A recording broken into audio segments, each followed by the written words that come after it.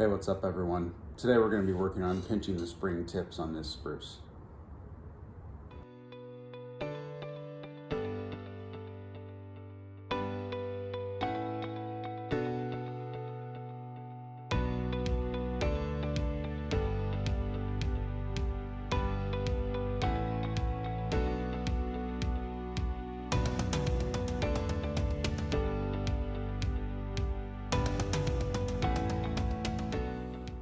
This is a tree that I got from a friend. It's actually a nursery stock tree, not a wild collected tree or something that I grew from seed.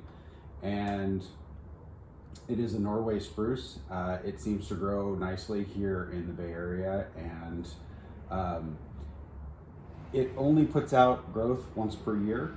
And so in the spring, when it has these nice fresh new tips on it, I like to go through and pinch them off. But what I can see here is that in some cases I've already kind of missed the pinching window because I waited too long. But I'm gonna go through, I'm gonna pinch off a lot of the stronger exterior buds. And I'm gonna leave the sort of weaker interior buds, and I'm gonna remove entirely some of the bottom buds using either scissors or just pulling them off. So spruce have a really great back budding sort of habit. Anytime you pinch them, anytime you cut them back, they tend to throw out back buds. That doesn't mean you're gonna get back buds exactly where you want, but you are gonna get back budding on a healthy spruce. And it makes it really kind of fun and interesting to work with. So I'm gonna go ahead and do a little pinching here, and then we'll come back.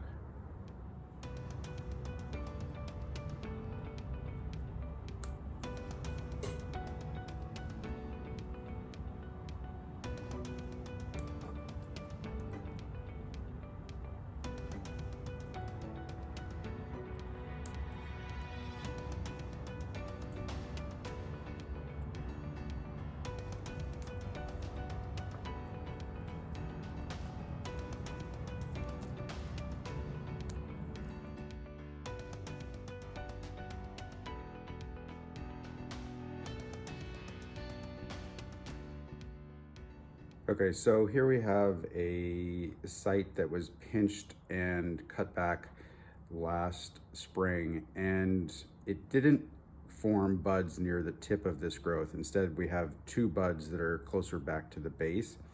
And because of the orientation, I'm gonna pull off the bottom one entirely, and then I'm gonna use my scissors to cut off the growth that is left there that's not sending out a new tip. Back to the basically just past the base of the bud that's elongating.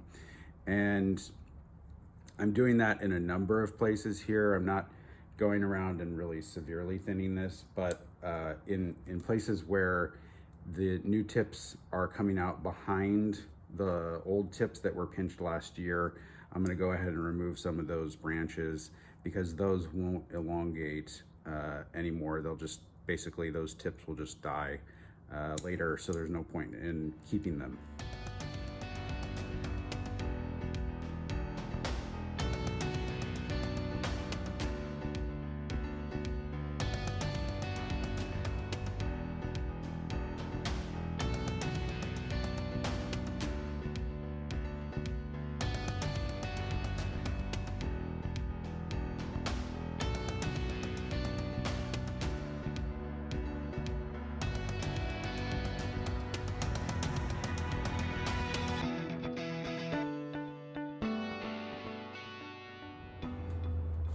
That's once around this tree, and just to review, not all the tips come out at the same time or at the same strength. So what I'm concentrating on is just getting that sort of exterior tips that are elongating past the silhouette, cutting those back.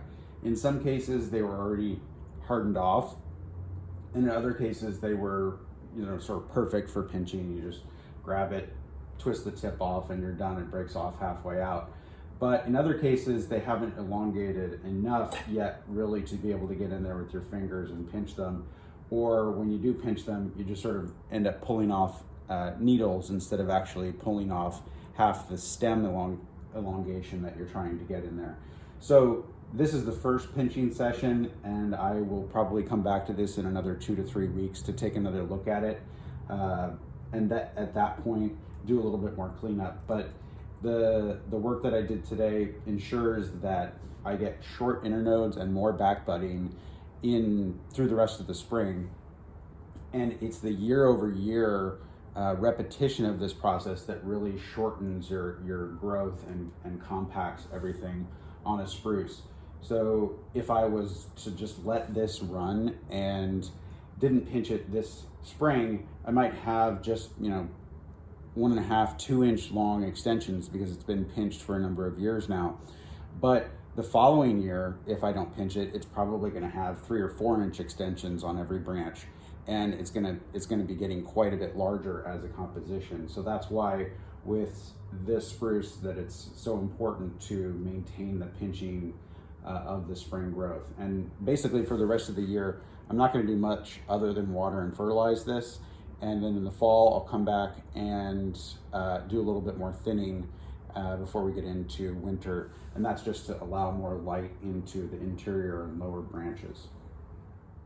All right, I hope that helps. Look forward to another video on spruce sometime in the future. Take care.